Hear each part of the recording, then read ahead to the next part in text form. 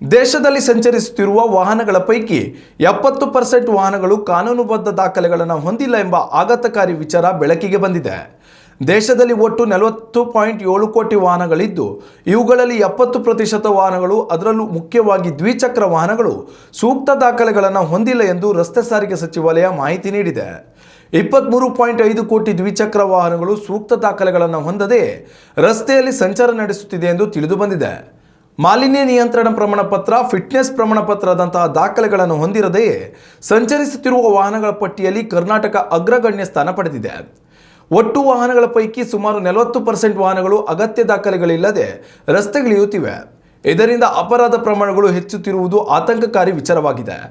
ಕರ್ನಾಟಕವನ್ನು ಹೊರತುಪಡಿಸಿ ದೊಡ್ಡ ರಾಜ್ಯಗಳಾದ ತಮಿಳುನಾಡು, ಮಧ್ಯಪ್ರದೇಶ, ಆಂಧ್ರಪ್ರದೇಶ ಮತ್ತು ಬಿಹಾರ ರಾಜ್ಯಗಳಲ್ಲಿ 40%ಕ್ಕೂ ಹೆಚ್ಚು ನೋಂದಾಯಿತ ವಾಹನಗಳು ನಿಯಮಗಳನ್ನು ಪಾಲಿಸುತ್ತಿಲ್ಲ ಎನ್ನಲಾಗಿದೆ.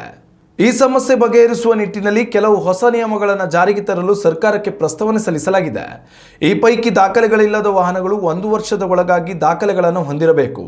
1 ವರ್ಷದ ಒಳಗೆ ದಾಖಲೆಗಳು ನವೀಕರಣವಾಗದಲ್ಲಿ ತಾತ್ಕಾಲಿಕ ಆರ್ಕೈವ್ ಗುಂಪಿಗೆ ವಾಹನಗಳು ಸೇರ್ಪಡೆಗೊಳ್ಳುತ್ತವೆ.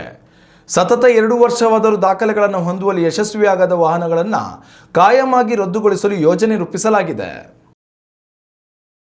ಉತ್ತಮ ಸಂಸ್ಕಾರಯುತ ಶಿಕ್ಷಣದೊಂದಿಗೆ VSS English medium CBSE school, Udupi Muddur.